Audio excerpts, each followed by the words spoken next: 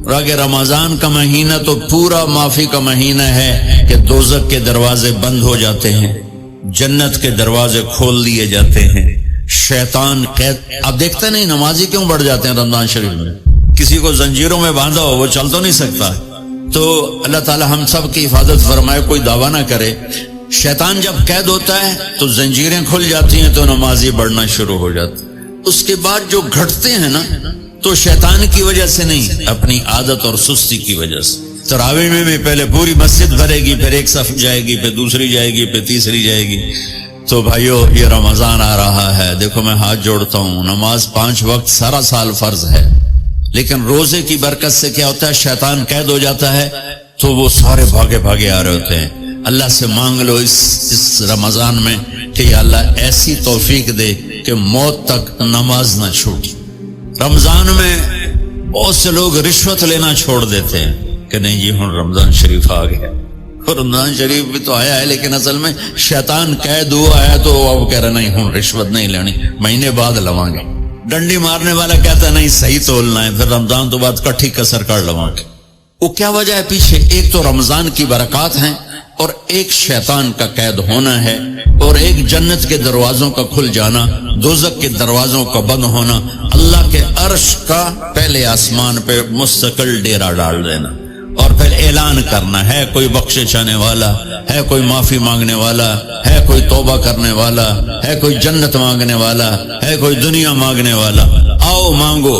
اور ایک فرشتہ اعلان کرتا ہے اے بھلائی کے چاہنے والے شاباش آگے بڑھ، اور دوسرا فرشتہ اعلان کرتا ہے اے برائی کے کرنے والے بس کر اور واپس آ جا. رمضان کا مطلب ہے جل جانا، رمضان کے لفظ کا مطلب ہے جل جانا.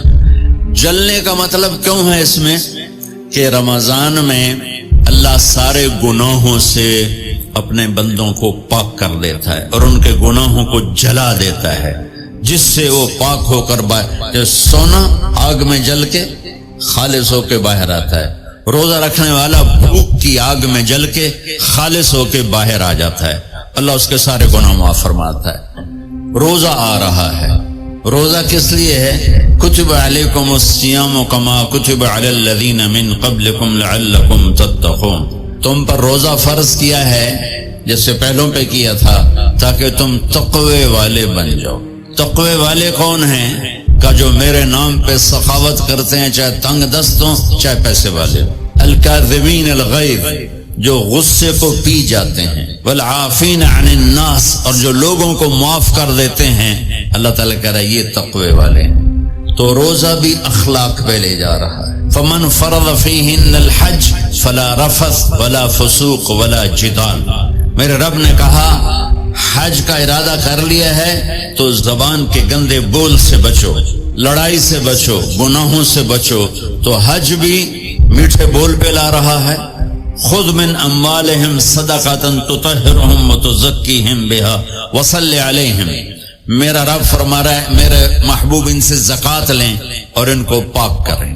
زکوٰۃ ہو اخلاق بنتے ہیں، روزہ ہو اخلاق بنتے ہیں، حج ہو اخلاق بنتے ہیں، نماز ہو اخلاق بنتے ہیں، کلمہ ہو انسان بنتا ہے. اتنا زور کیوں دیا ہے اخلاق پر کہ میرے بھائیو اچھا معاشرہ جو وجود میں آتا ہے وہ ایک دوسرے کو معاف کرنے سے وجود میں آتا ہے. برے اخلاق جتنا معاشرے میں میرا اثر ہے وہ سب تباہی پھیلا دیں گے، اور اچھے اخلاق جتنا معاشرے میں میرا اثر ہے وہاں خوبصورتی کو پھیلا دیں. اور سب سے زیادہ اس آدمی کا خاندان، جس آدمی کو بدتمیزی کی عادت ہے وہ بیوی کے دل کو برباد کر دے گا، ماں باپ کے دل کو برباد کر دے گا، اولاد کو برباد کر دے گا، دوستوں کو نوکروں کو برباد کر دے گا.